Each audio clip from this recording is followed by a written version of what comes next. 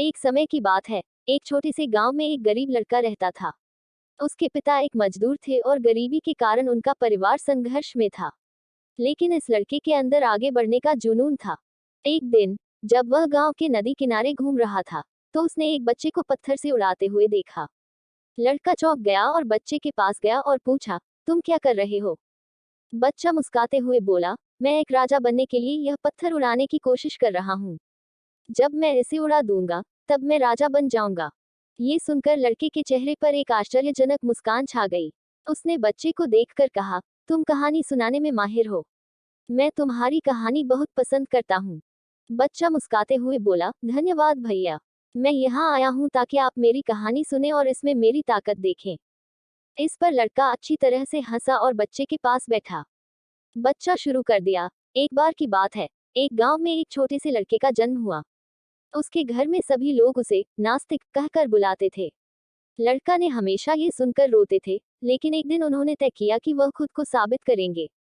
उसने गांव के पंडित के पास जाकर कहा, मैंने सभी लोगों से सुना है कि मैं एक नास्तिक हूँ, लेकिन मैं जानना चाहता हूँ कि क्या वास्तव में ईश्वर होता है।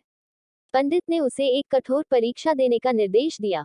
उसने कहा, तुम एक कठोर परीक्षा में सफल होने के बाद मैं तुम्हारे प्रश्न का उत्तर दूंगा। लड़का परीक्षा के लिए तैयार हो गया।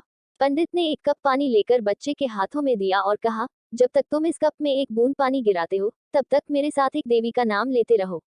लड़का ने पूरी कोशिश की, लेकिन बार बार पानी गिराने के बाद भी कुछ नहीं हुआ।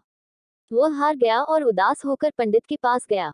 लड़का रोते हुए कहा, मुझसे ये काम नहीं होगा, क्योंकि मैं एक नास्तिक हूँ। पंडित हंसे और बच्चे को गले लगाया, तुम्हारी परीक्षा अभी शेष है। क्योंकि जब तुम पानी गिराने के बाद बार बार प्रयास करते हो, तब तुम ईश्वर को ढूंढने के बजाय खुद को खोज रहे हो। लड़का समझ गया कि जीवन में धार्मिकता की खोज में ज्ञान मिलता है। उसने फिर से प्रयास किया और एक बूंद पानी गिराने में सफल हुआ। उसे एक आभारी मनोभाव से नाम लेते हुए बच्चा ने कहा, अब मैं ईश्वर को नहीं खोज रहा हूँ, क्योंकि मैं अपनी आंतरिक शक्ति को पहचाना है। ये कहानी हमें ये सिखाती है कि सच्ची धार्मिकता व्यक्ति की अंतर्मन की खोज है। जब हम अपनी आंतरिक शक्ति को पहचानते हैं, तब हम जीवन को एक नई दृष्टि से देखते हैं और सभी बाधाओं को पार करके सफलता की ऊंचाइयों को छू सकते हैं।